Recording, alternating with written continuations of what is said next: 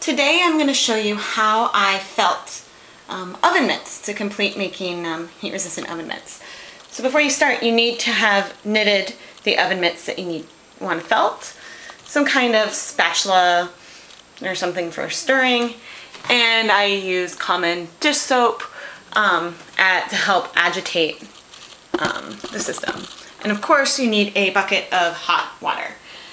The water is hot enough that it might just start hurting your hands, but it's certainly not boiling. So to start off, I add just kind of a dash of soap. It doesn't need to be a ton, but you certainly want some. And then I add my oven mitts, oof, it's warm, into the system.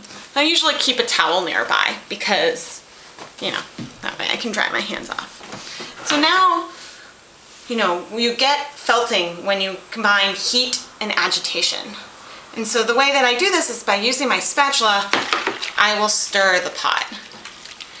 And I finally started doing this this way because I got sick of my hands getting really chapped when I would agitate things by hand. And I would also find sometimes that you can, with hand agitation, you can actually end up manipulating the shape in a way that you don't necessarily like. After a little bit, the oven mitt seems to have stretched out a lot. Now this was worsted weight yarn knit with size 10.5 knitting needles. And so, it stretches out before, it starts coming together. When you get tired, there's nothing wrong and it won't hurt your felting process if you leave for a bit and then come back to it. So we're now about 10 minutes into the felting process. And unlike before, where when we looked at the oven mitt, the stitches were like really spread out and it seemed almost enlarged, we're starting to really see some tightening of the stitches. We still have a lot of stitch definition, but it's really starting to tighten up and get felted. If your water starts to get lukewarm or you feel like it's losing your heat, then you should definitely replace it. You can see that the oven mitts are starting to get a bit stiffer, which is a great sign because it means that they're felting up. I'd say we're 16 minutes into this project, and if we were felting a small item, this would happen a lot faster. But also, if the item was super small, you wouldn't necessarily want to use a bucket method because, well, there wouldn't be enough agitation. It often seems like for a while, nothing is happening and you're not getting anywhere. So keep at it. So we've now passed the 21-minute mark. And as, we proceed more towards the end, I like to check how they're doing a bit more frequently. And this is also where, in the case with oven mitts, I would start doing some hand agitation.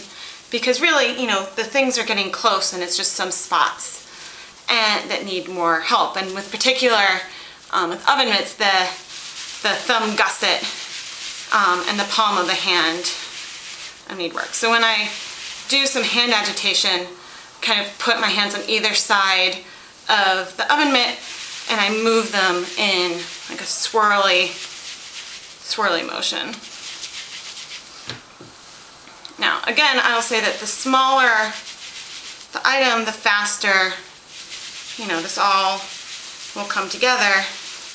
But you'll also see that different yarns will felt, ooh, look, see, that's starting to look really nice. Different yarns will felt at different rates. So you typically, a white bleached or very pale color wool won't necessarily felt very fast at all. And so one of the last thoughts I want to leave you with is that you can do hand felting, and you can do it entirely hand felting, and right now we're very close to done, and it's been, probably a total of 35 minutes, including time it's taken me to go get some water, or to refill the water. But I want to leave you with the thought that you can use this to supplement machine felting.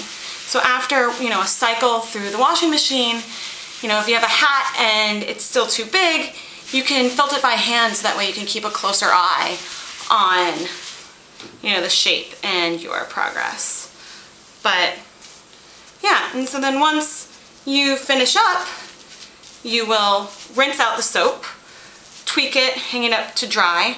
You know, I'll see if I can mess it up a bit. If as your hand agitation happens, you know, something gets kind of bent out of shape, the felted fabric is very malleable, so, you know, you can very easily adjust it back into, say, a thumb shape.